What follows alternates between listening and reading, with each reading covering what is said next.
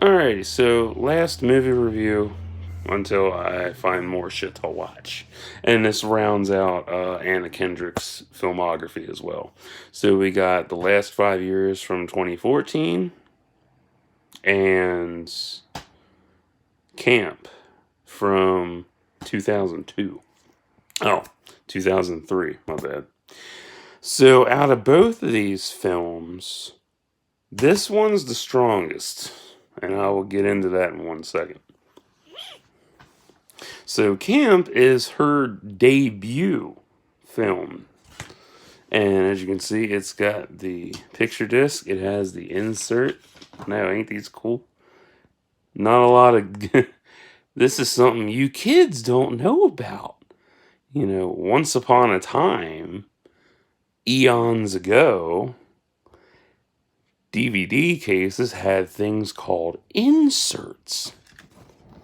And what it was is they had the picture of the movie on one side, and you had your scene selection and casting on the other.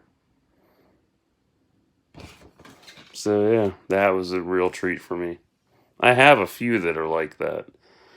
But yeah, this is really good and very ahead of its time too. Even has an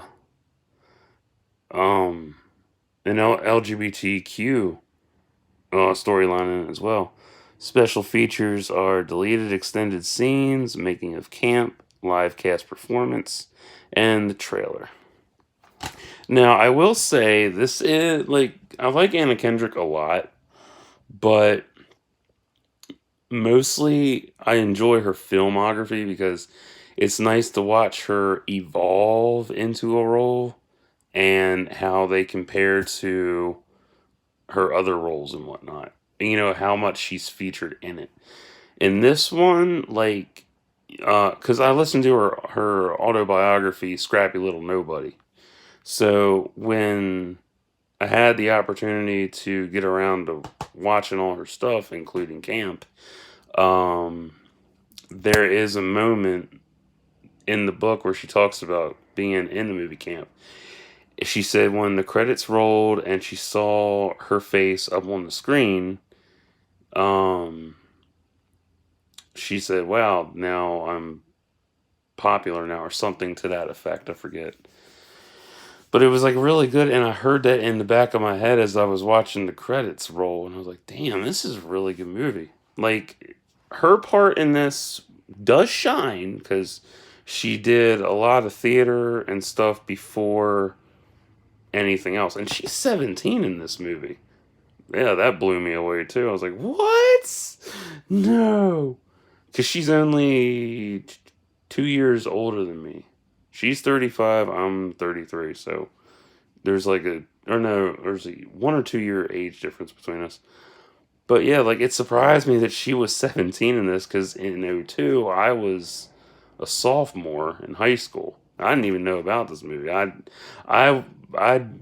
do not like musicals whatsoever, but there are a few I've watched, Disney included, but I'm not big on Disney films that much. But like a straight musical, like, this is really good.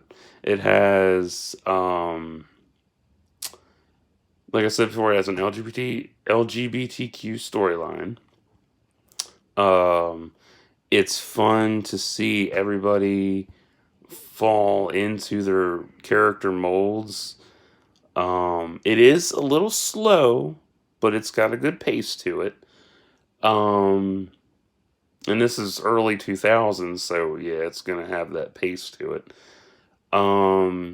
It does seem kind of awkward at times, but it's decent. It's a solid 8.1 for me.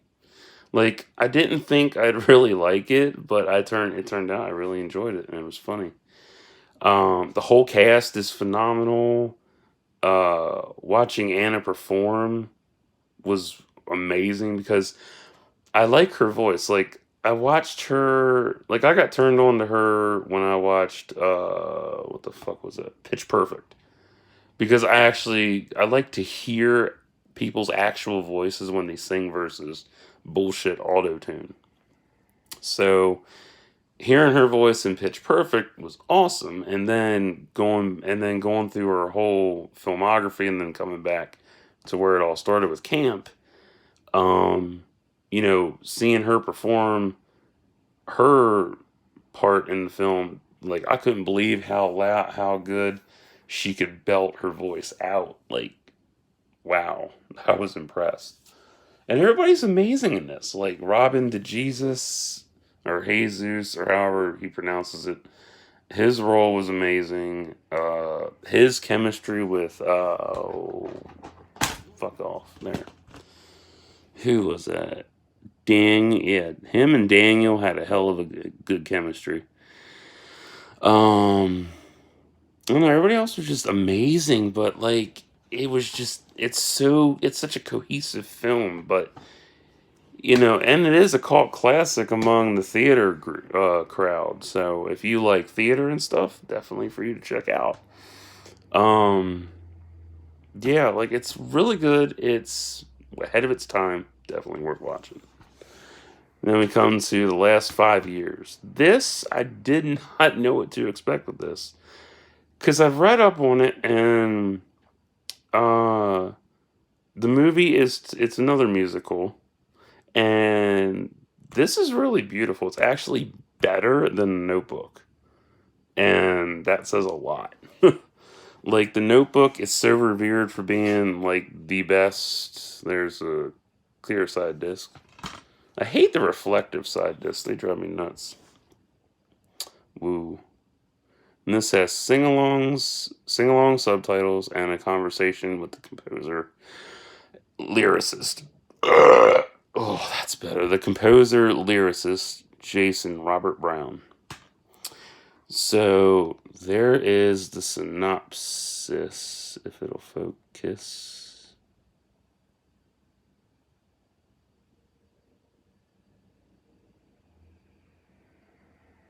Damn, this thing does not want to focus. There you go. So that's what it's about. And this movie is goddamn beautiful. Like for me, and I don't like musicals, but I'm starting to like musicals a little bit. Definitely a solid 11 out of 10. Like, I didn't expect it to be so emotional, and I didn't expect it to be so deep and shit, but it was so good. Like, both of them shine through amazingly, and I love that.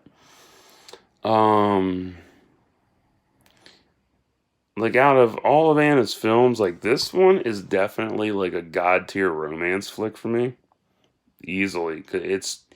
You gotta watch it to really get into it. But if you don't like musicals, out of these two, I totally get that. Like, not musicals aren't for everybody. Like, Cats wasn't for everybody. That was a disaster anyway. But like, like this is so good. Like, the way it like rewrites the way romance films are usually portrayed. Like, it's always the basic bullshit. It's like, dude, boy finds girl, girl likes boy, so on and so forth. They fuck, blah, blah, blah, blah, pregnancy, breakup, marriage, breakup, blah, blah, blah. You know the whole spiel.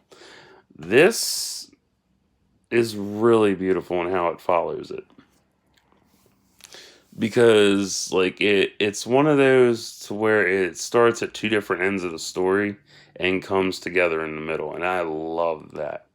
And it's so heartbreakingly beautiful to watch, especially if you're a theater buff. If you like musicals and theater and shit, you'll love both these movies. You'll especially love this, but everybody's got a different opinion on it. It's just mine. This put me to tears. This made me laugh a lot. This was funny as hell. Um, actually, no. This was funny as hell. Well, they're both funny as hell. This one made me cry the most. Um, but yeah, like both of these, high recommendations on them. Um, Let me see. If, I recommend it to my friends and you, like, check them out. See if you like them. If you aren't into Anna Kendrick, totally understand it. Not everybody has a favorite. If you don't like any of the casting in this, definitely, don't check it out. If you don't like musicals, not for you. If you do, check them out.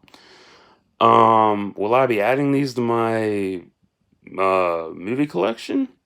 This one is a very high possibility. This one, not so much. I mean, I like it. I really respect it, but nah, not for me. Um, if you don't like romance flicks, definitely not for you. If you don't like teen dramas, not for you. Uh, if you don't like the directors involved, not for you. If you don't like anything about these movies, it's not for you. If you have never heard of these movies, I suggest you go to your library, check them out, if they're your cup of tea. If you can't find them at your local library, check on demand and rent them, see if you like them. So, I will do a follow-up vid on all of Anna's filmography and, rank her films from, best to worst. I already know which one's the worst. Rapture Palooza. Oh, God, so bad. Anyway, so that's what I've got, and I'm done. Like, this, definitely better than Notebook. And this one, I'd say it would rate up with, Grease 2, maybe? In terms of, yeah, basically Grease 2. Yeah, that's where I can compare it to. Because I've seen Grease 2. I own Grease 2. Yeah, you own Grease 2? Yeah, I do. So, yeah, that's what I got. So, until next time, like and subscribe for thoughts and prayers.